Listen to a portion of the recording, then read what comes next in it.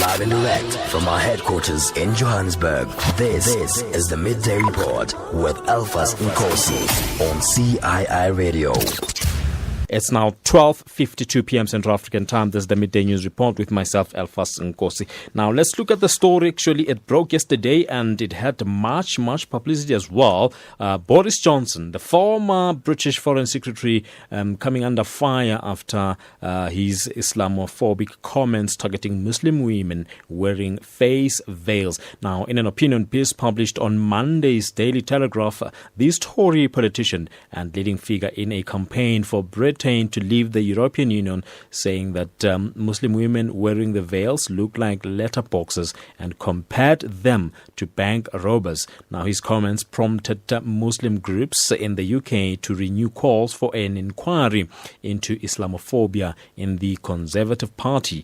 Now, Boris Johnson's latest racist insult cannot be laughed off like they often are. That's according to Naz Shah, that's the opposition Labour Party's Shadow Equalities Minister, saying Muslim women look like letterboxes, comparing them to bank robbers and describing Islam as a problem was a calculated attack and published in a national newspaper. So Prime Minister Theresa May is actually urged to look into this and condemn this blatant Islamophobia, and Boris Johnson must apologize.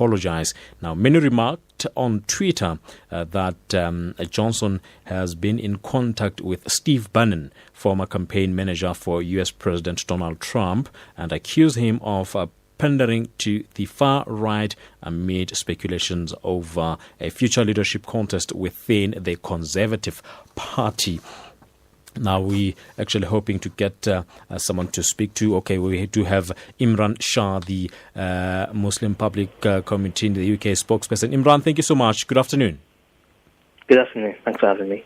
It's a pleasure indeed. I mean, what Boris Johnson has said, it can't be tolerated. It's practically nonsensical, and I believe you've actually released a statement with regards to this. Yes, I mean, this is a statement that belongs in the pages of history.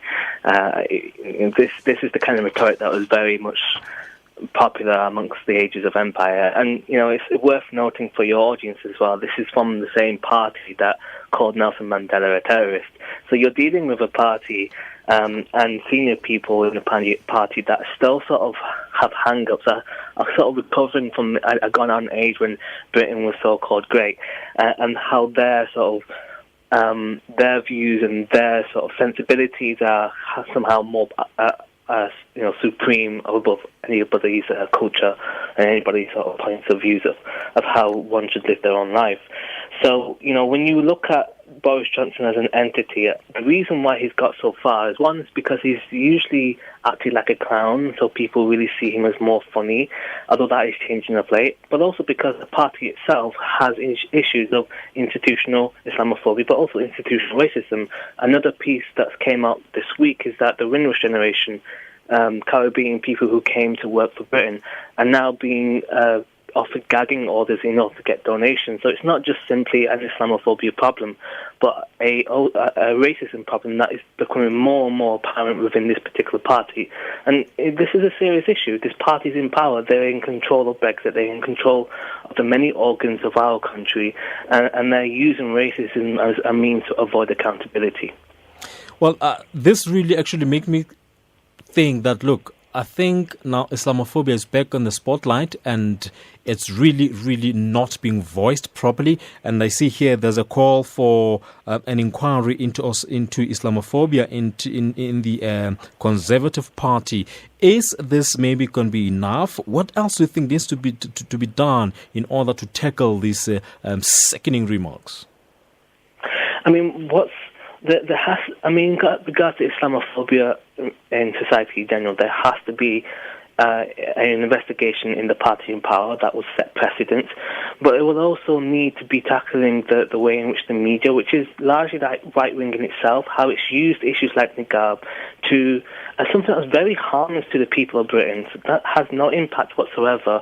It's being painted as a security threat, has been painted as something that is a sign of cultural sort of invasion of British values and so on. So this issue has been used to weaponize and to demonize Muslims in the view of the public. And so we have to tackle that culture. We have to look at our structures. What is it about Britain that essentially makes us a nation of recovering racists? Why is it that we're so easily, so easily activated by racist notions every decade or so? Before it was Muslims, it was black people. Before that, it was Jews, and so on and so forth. So if we're really going to tackle this in the bud, we can't just simply look at the Tory party, although that's very necessary right now. We have to look at what are the particular structures in our organisation, what are the particular cultural views in our societies that enable this sort of rhetoric to keep on coming back over and over again. Indeed. Imran, thank you so much for your time. Much appreciated. We'll keep in touch with regards to developing news stories, especially that are of national and international interest in that land and in our radio station as well. Thank you so much. Thank you.